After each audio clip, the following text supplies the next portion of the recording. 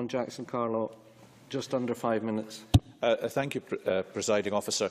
May I deal with the contributions to what I think has turned out to be an interesting debate? Angus MacDonald said that what Lord Gill had done was to deliver a snub to the committee.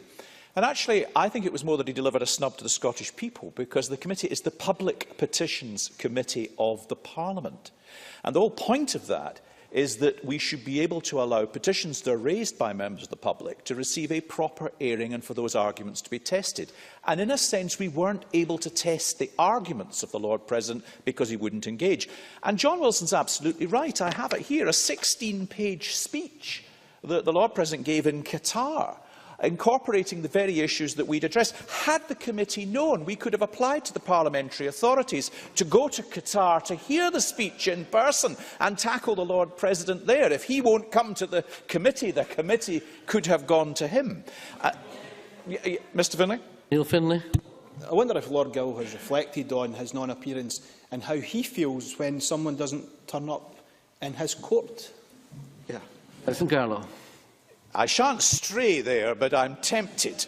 Anne McTaggart, I think, articulated, as a number of members did, why there is a perfectly balanced argument in favour of a register. And David Torrance talked too about how these are commonplace. He also touched on the register of accusals, which David Stewart mentioned too, which actually arose as a result of the conversations that he and the deputy convener did have informally with the Lord President, and for that, I suppose, we must be grateful. David Torrance said, but that didn't meet the petitioner's concerns. And I would say, well, it's actually not the job of the committee to uphold necessarily the petition or the petitioner's concerns, but to evaluate the evidence underpinning it and then to form a judgment.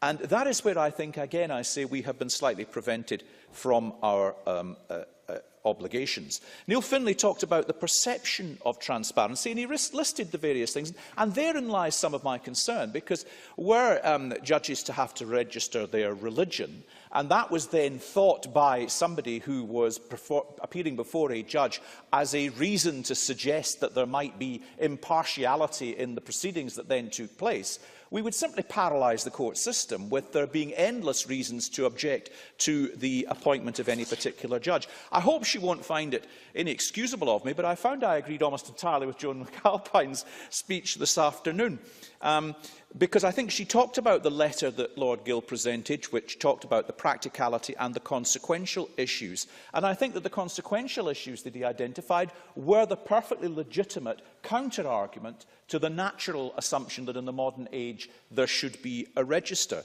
And again, I say, had he subjected his reasons to the open test of committee discussion, which would have been perfectly friendly and informed, I believe those would most likely have persuaded the committee on this balance that that was the correct position going forward. John Wilson referred to an impression of one of my colleagues. He might suggest that I did that. I couldn't possibly recognise it as such.